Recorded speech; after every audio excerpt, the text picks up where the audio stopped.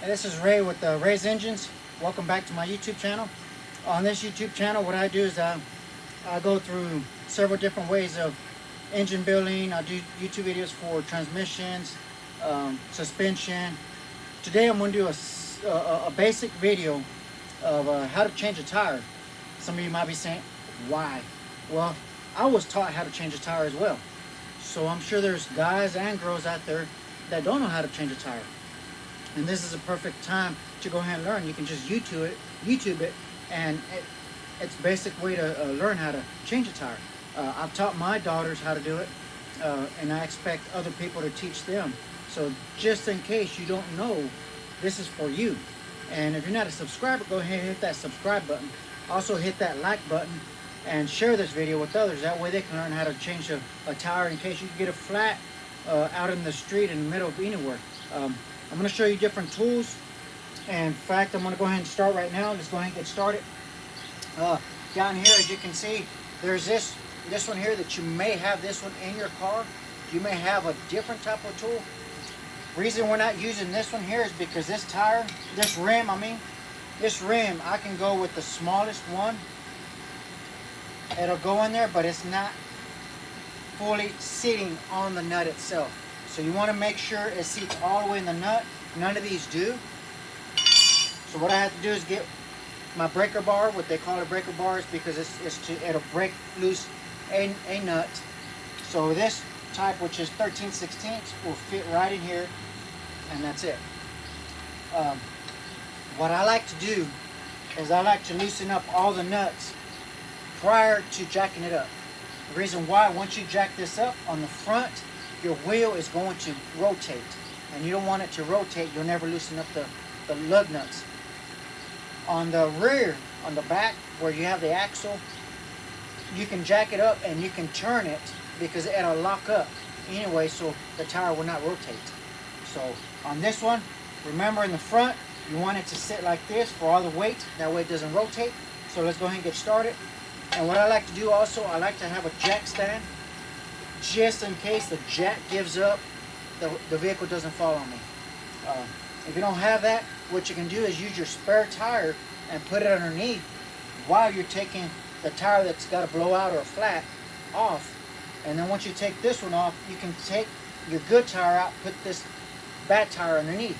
That way if it does fall while you're changing it, at least it's going to land on the rim and not on yourself. So that's just a safety tip. So let's go ahead and get started right quick. And as you can see, you're going to have to put some weight into it. And as you can see, it's rotating. It's moving.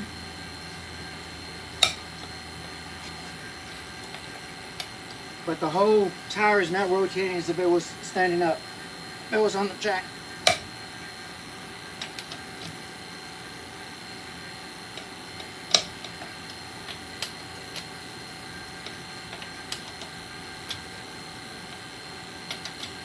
And say, for instance, I'm going to do the last one like this, because I think I already have this one here. Here's the last one. If you don't have enough strength to push down, just go ahead and stand like this on the car and push down with your foot. And see, you got it loose. That's just in case it's really tight and you can't get it. Now on your jack, you want this part, depending on the type of jack you have. You may have this, a 4 jack. Let me grab another jack, just wait right there. You may have a jack like this. You may have, because this is a different type of jack they usually carry in the cars. You want this part or this part on the frame of the car, not on the floorboard. Well, this is going to go right to the floorboard. You want it on the frame.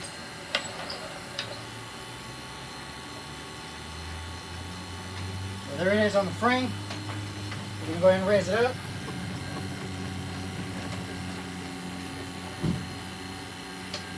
As you can see, it's raised up enough, and see, that's what I'm talking about. If you're trying to loosen it up, it's going to rotate like that on you, and you will never get it loose. The floor jack, you put it on the frame as well. That way, if jack fails, it's going to be on that. It'll hit the jack stand. So here you are, see?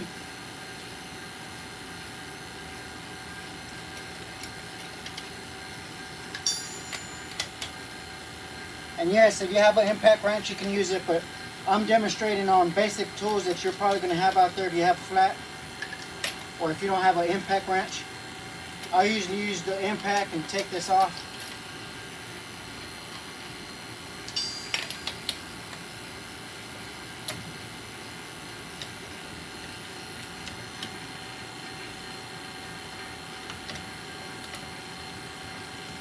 And just the way you're taking it off, all you're going to do is do it in reverse order to install it.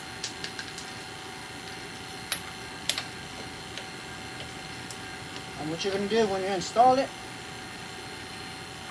you're going to put all your lug nuts on. You're going to tighten up, and you're going to skip one, tighten the next one, skip it, tighten it up, skip, tighten it up until it's fully tight. And of course, you're going to get it tight enough to where this starts rotating again. Once it rotates, once your wheel's starting to rotate as you're tightening it up, then you can go ahead and lower it down and then actually torque it down.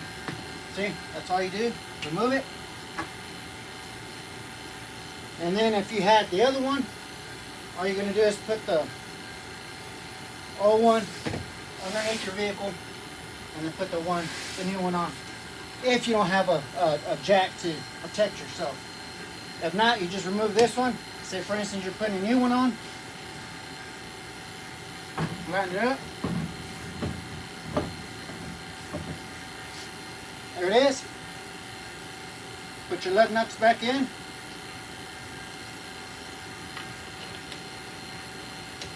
And all you're going to do is put all your nuts again, as I said before.